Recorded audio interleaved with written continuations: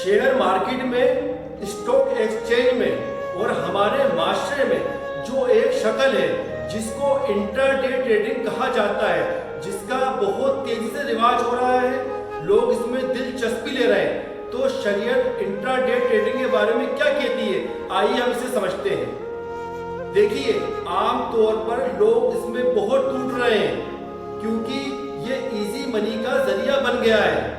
जितनी जल्दी लोग इसमें पैसा कमा रहे हैं उतनी जल्दी गंवा रहे हैं, जितनी जल्दी कमाते हैं उतनी जल्दी गंवाते हैं। इसको समझने के लिए सबसे पहले हमें समझना होगा इंट्राडे ट्रेडिंग होती क्या है। इंट्राडे ट्रेडिंग मतलब सुबह 10 से और इसी तरह शाम को 3:20 तक जो शेयर मार्केट का सिस्टम है, जो शेयर की खरीद और फरोख्त का वक्त है, उसी वक्त के अंदर कोई बंदा शेयर को खरीद कर बेच देगा। मिसाल के तौर पर किसी बंदे ने शेयर को खरीदा 10 बजे और अब 3:20 से पहले उसके लिए जरूरी है कि वो उसे फरोख्त भी कर दे। अब सवाल ये होता है, कोई बंदा शाम को 3:20 से पहले शेयर को खरीद कर बेच देगा, तो ये इस्लाम में सही होगा या नहीं? उलामा लिखते हैं, इंट्राडे ट्रेडिंग के अंदर जो खरीद और फरोख्त होती है ये दुरुस्त नहीं है, जायज नहीं है।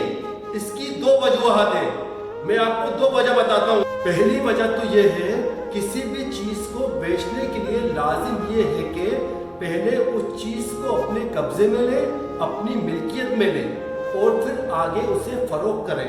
अब इंट्राडे सेशन में कोई बंदा जब किसी शेयर को खरीदता है तो वो उसके डीमेट अकाउंट में उसी दिन नहीं आते, बल्कि शेयर मार्केट के सिस्टम के हिसाब से T+2 यानी 3 दिन बाद आते हैं। मिसाल के तौर पर किसी बंदे ने मंडे को शेयर खरीदा तो मंडे, ट्यूसडे, वेडनेसडे, तो वेडनेसडे को उसके डीमेट अकाउंट में वो शेयर शो होगा। अब यहाँ पर क्या होता है, इंटरनेट ट्रेडिंग में किसी बंदे ने शेयर खरीदा, अब वो खरीद के उसके मिल्कियत में आया ही नहीं, उसके डीमेट अकाउंट में आया ही नहीं, तो इस सूरत में वो उसे बेचेगा, तो ये क्या है, शरई जायज नहीं है।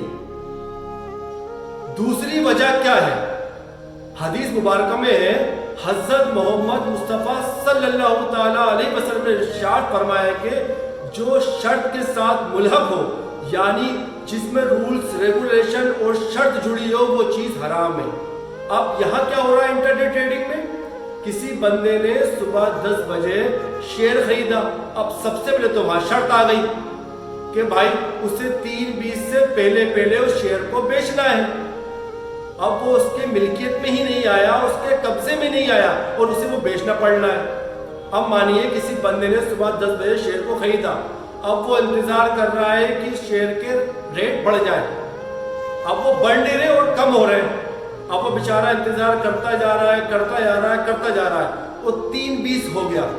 अब शेयर कंपनीज क्या करती हैं, इनका जो सिस्टम है वो इससे बिना पूछे उस शेयर को 3:20 के बाद फरोख्त कर देंगे। अब जो भी नफा और फायदा होगा उसके सर आएगा। अब यहाँ देखिए आप इंटरनेट ट्रेडिंग की हकीकत, कि जो चीज़ हमारी मिल्कियत में नहीं है, जो हमारे कब्जे में नहीं है, हम उसके बावजूद भी उसकी खरीद और फरोख्त कर रहे हैं, तो ये शरई जायज़ नहीं है। अब हमें 2 बातें पता चली कि पहली बात, जो चीज़ हमारे कब्जे में नहीं है, हमारी मिल्कियत में नहीं है, उससे हम खरीद और फरोख्त नहीं कर सकते। और दूसरी बात यह कि नबी पाक सल्लल्लाहु अलैहि वसल्लम ने फरमाया, जिस चीज़ में शर्त मुल्हक हो वो चीज़ शरई जायज़ नहीं है।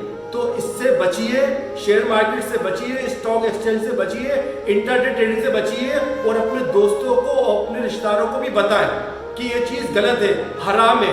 अल्लाह क्या इसका बहुत बड़ा अजाब है, ये ब्याज